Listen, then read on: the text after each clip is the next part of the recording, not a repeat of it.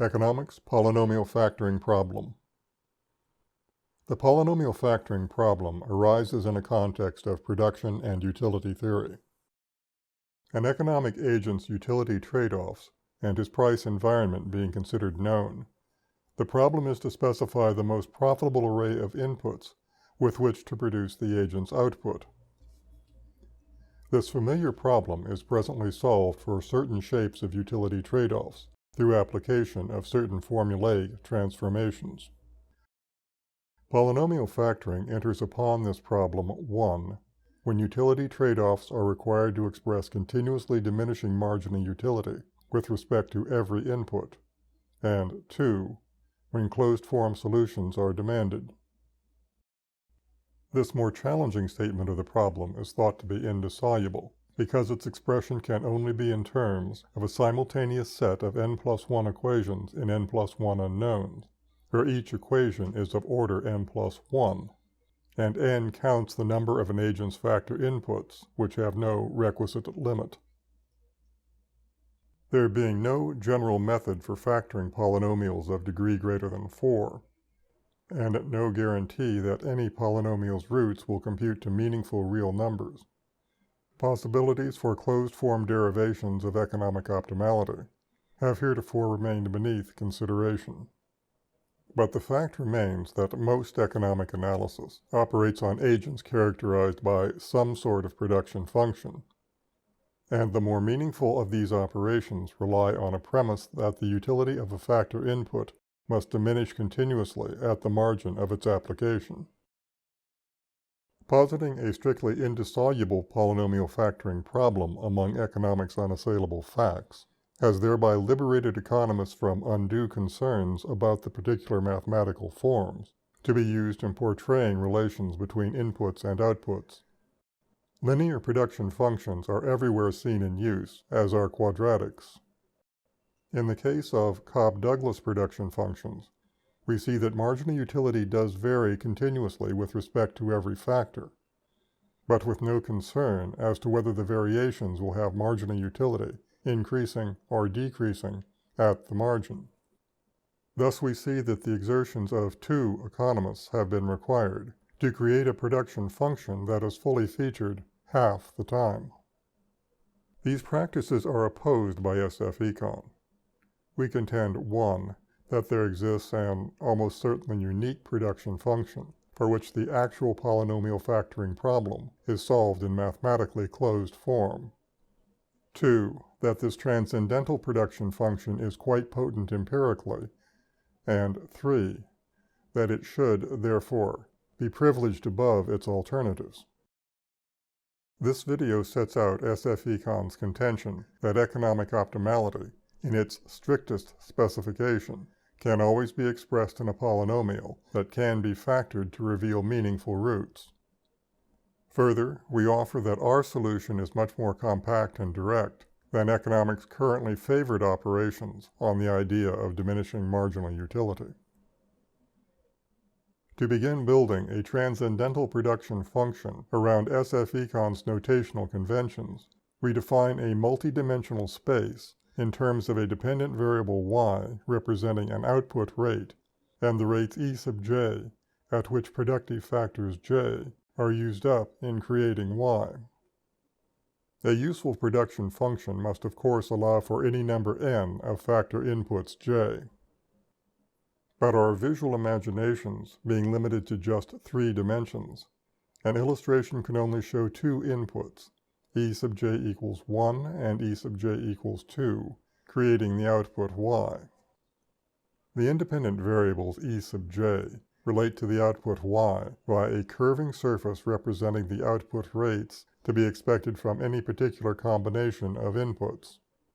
A properly conditioned indifferent surface must express diminishing marginal utility at every point.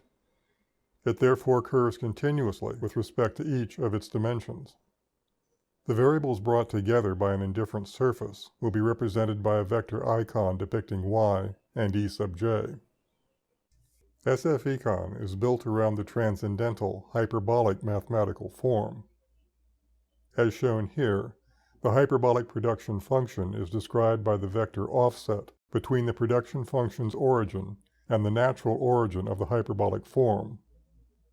The hyperbolic form's natural origin is the point at which all asymptotes to the indifference function intersect. The offset between the origins corresponding to the y-axis is given by the parameter z, and offsets corresponding to the axes e sub j are given by u sub j. These utility parameters, z and u sub j, will be presented as a vector icon that aligns with the icon representing the axes of the production function. Generalizing this view to include any number n of inputs j requires that our visualization of the hyperbolic production function be replaced by an algebraic expression that can describe continuously diminishing marginal utility over an unspecified number of axes. If this derivation of the generalized hyperbolic production function is not altogether apparent, please consult the paper linked in the show notes below for more details. Some familiarity with this formula can be gained by supposing that all inputs e sub j have gone to 0. Here we see that y itself then becomes 0. Now suppose that all inputs e sub j are infinite. Here we see that y is driven to its asymptote z. The polynomial factoring problem is a challenge to determine the unique point on an agent's production function at which profits are maximized. These optimal values of y and e sub j will be expressed as xi and q sub j respectively. This most profitable combination of y and e sub j must of course lie on the indifferent surface defined by z and u sub j. Xi and q sub j must therefore satisfy our equation expressing the relation between y and e sub j. The information given for solution to the factoring problem is 1. A formal mathematical description of an indifferent surface, and 2. A specification of the price environment. The price for which the output y might be sold is designated pi, and the price of each input j is given by p sub j. As can be seen, these variables are all represented in our vector icon notation. Our formal statement of the polynomial factoring problem has zu and pi p given, with xi q to be determined. Prices enter our analysis through a familiar equation of marginal revenues with marginal costs. One visualization of optimality presents a combination of y and e as optimal if the marginal product dy de at that point equals the ratio of p to pi. Arranging this equation to isolate an input j's price p, we find j's marginal contribution to revenue, its value of marginal product, on the opposite side. An input j's marginal cost being given by its price p, we establish that solution to the polynomial factoring problem simply requires that each input j's value of marginal product must equal its price. To make use of these equations, we must reference the marginal products associated with hyperbolic production trade-offs. Restating our equation for the hyperbolic production function so as to reveal the serial multiple of its algebraic terms, its derivatives can be readily discerned. More detailed developments of these equations are available through papers referenced in the show notes. Returning to our more compact equation for a hyperbolic indifferent surface, now labeled equation 1, we reintroduce our equation for its derivative, labeled equation 2. Equation 3 recalls our general expression for the equivalence between marginal cost and values of marginal product.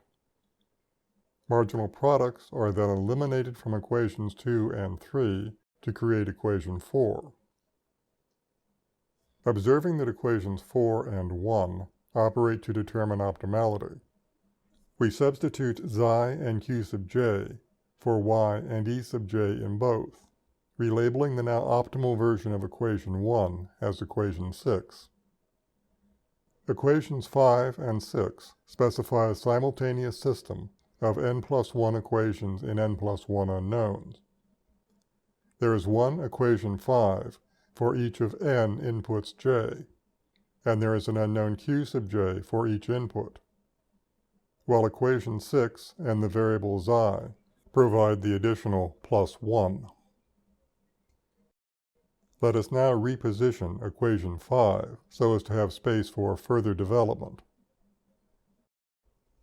Multiplying across this equality brings us to equation 7, which reveals a central equality among all such equations. This equality will be named zeta. As shown in equations 8, it will appear in each of the equations to be derived from the equation 7. Obviously, a derivation of zeta would solve the polynomial factoring problem. To begin this derivation, let us rearrange our equation for the hyperbolic production function. This equality is, of course, maintained when the same term is introduced to both its numerator and its denominator. We can therefore introduce the output's price pi in the numerator and in the denominator while preserving the equality. Input prices p can be introduced by the same logic. Here we can see that the parameter zeta appears n+1 times in the denominator. Multiplying both sides of this equation by zeta to the n+1 brings us to a higher-ordered polynomial of the sort indicated by our analytic premises. This polynomial is, however, easily factored by simply taking a higher-ordered root.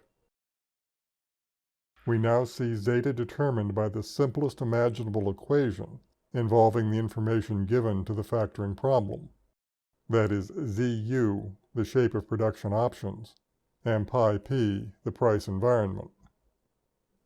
Moving equation 6 to a more convenient location, we have space to derive closed-form expressions for all of the problem's unknowns. Here we see that, with zeta established by the factoring problem's given data, the optimal values of output xi and of the inputs q sub j are also determined by exceedingly simple equations.